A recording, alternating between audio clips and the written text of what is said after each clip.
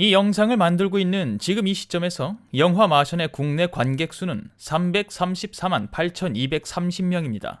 화성의 저주를 깨고 21세기에 개봉한 화성 관련 영화 중 유일하게 흥행한 영화 마션. 그래요. 사실은 유명한 감독이 유명한 배우와 함께 유명한 원작 소설을 각색한 영화였으니까 어느 정도 예상하고 있던 흥행이었죠. 축하합니다, 마션.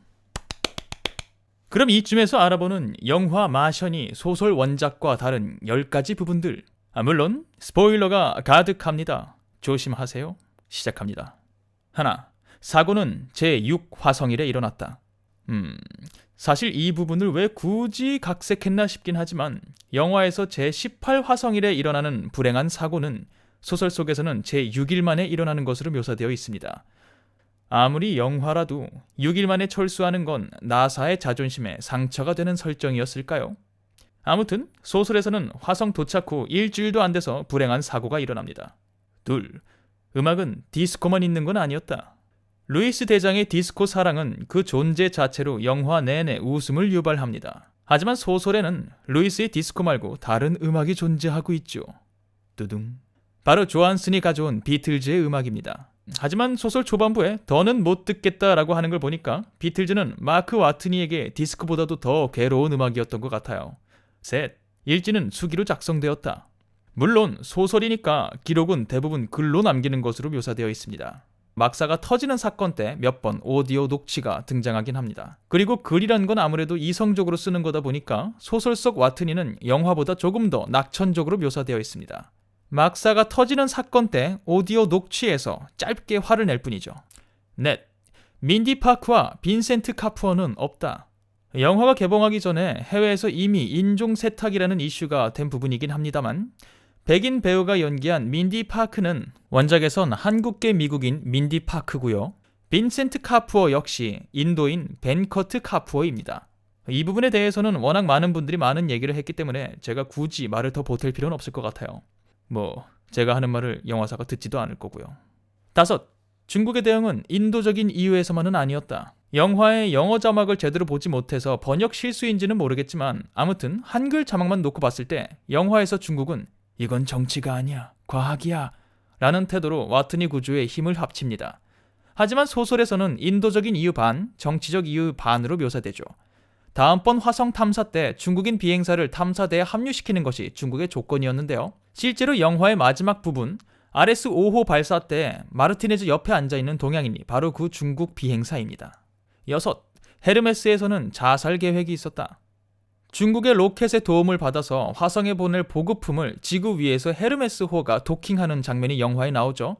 소설에서는 이 작전을 앞두고 헤르메스의 선원들이 작전이 실패할 경우 조한슨을 제외한 모두가 자결한다라는 계획을 세웁니다. 가장 체구가 작은 조한슨이 혼자 남아서 동료들의 식료품을 먹고 그 식료품이 떨어지면 대체 식품을 먹으면서 와트니를 구할 수 있게 하기 위함이었죠. 물론 보급선은 안전하게 헤르메스와 도킹하고요. 이 끔찍한 계획은 농담거리로 남습니다. 7. 패스파인더가 사망합니다. 소설 중반 와트니의 의도치 않은 실수로 인해서 패스파인더가 고장납니다. 지구와 교신할 방법이 없어지죠. 덕분에 RS-4호의 이륙선에 도착할 때까지 와트니는 모스 부호로 위성사진을 통해서 일방적으로 지구의 말을 할 수 있을 뿐 지구에서 하는 말을 들을 수 없는 상황에 놓이게 됩니다. 그래서 소설에서는 이동 과정이나 마침내 이륙선에 도착했을 때의 감정이 영화보다 더 드라마틱하죠. 8. 팀원 모두가 고르게 활약한다. 영화에서는 헤르메스호의 선원들 중에 루이스 대장의 활약이 가장 돋보이죠. 와트니가 부모님에게 하고 싶은 말을 루이스 대장에게 전해달라고 하기도 하고요. 화성에서 떠오른 와트니를 구하러 가는 것도 결국은 루이스 대장입니다. 하지만 소설에서는 와트니가 부모님에게 보낼 메신저로 제일 친한 마르티네즈를 선택하고요. 화성 위에서 와트니를 구해오는 사람 역시 초기 계획대로 백과 보겔이었습니다. 9. 아이언맨은 없다.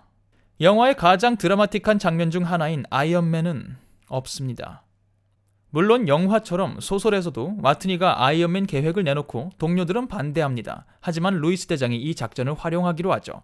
여기까진 영화랑 똑같은데 소설에서는 우주선을 폭파해서 각도를 조절했더니 와트니가 혼자 고집을 피울 필요가 없이 안전하게 구조 사정거리에 들어갑니다. 그리고 구조가 됩니다. 그리고 소설이 끝납니다. 10. 마지막 장면은 없다.